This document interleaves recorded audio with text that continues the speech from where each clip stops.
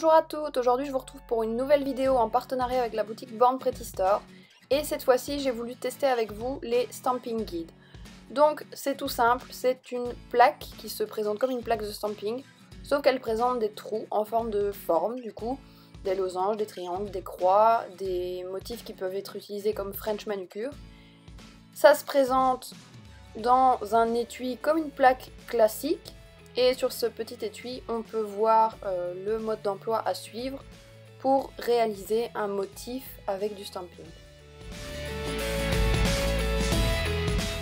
Pour une première fois, j'ai réalisé un motif tout simple, un instinct un peu animal, avec un triangle au motif zébré tigre sur une base orange.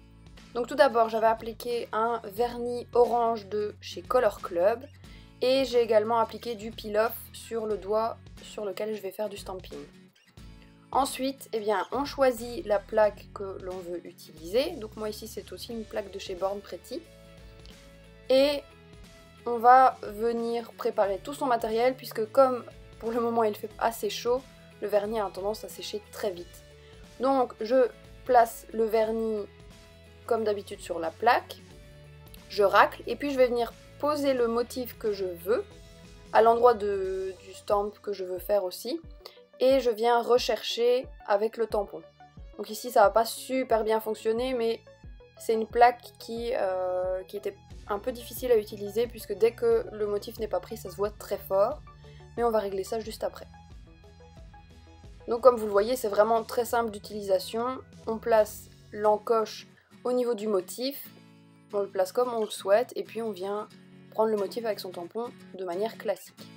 Donc ici ce que je vais faire pour terminer le motif, c'est que je prends de la peinture acrylique noire et un pinceau fin et je vais venir faire le contour du motif pour avoir vraiment un triangle bien net.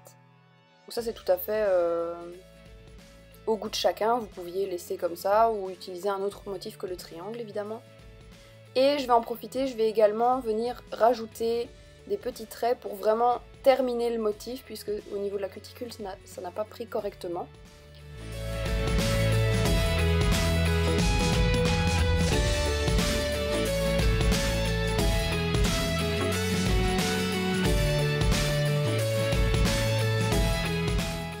Une fois que ça c'est fait, forcément on ajoute un strass comme d'habitude. Donc je pose mon top coat sur tout l'ongle, attention que le motif ne bave pas, donc il faut y aller vraiment par tapoter et très légèrement. Et je vais venir mettre une demi-perle au niveau de la pointe du triangle pour terminer le motif et pour ajouter une petite touche en plus. Ensuite, comme toujours, j'enlève le peel-off avec une pince à épiler.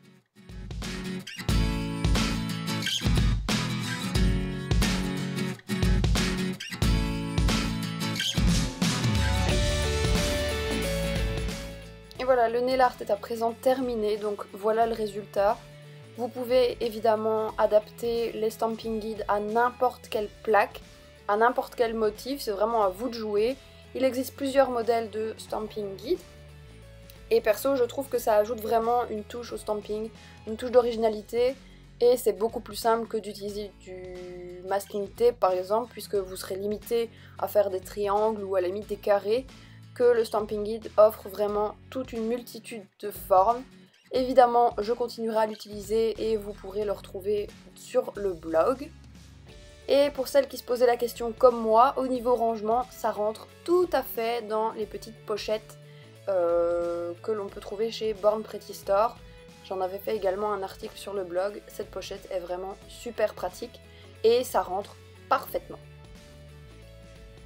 Donc voilà, cette vidéo est à présent terminée, j'espère qu'elle vous aura plu, que ce test vous aura plu, qu'il vous aura intéressé. N'hésitez pas à commenter, à liker la vidéo comme d'habitude, à vous abonner pour ne rien rater, et je vous dis à la semaine prochaine pour une prochaine vidéo. Mouah.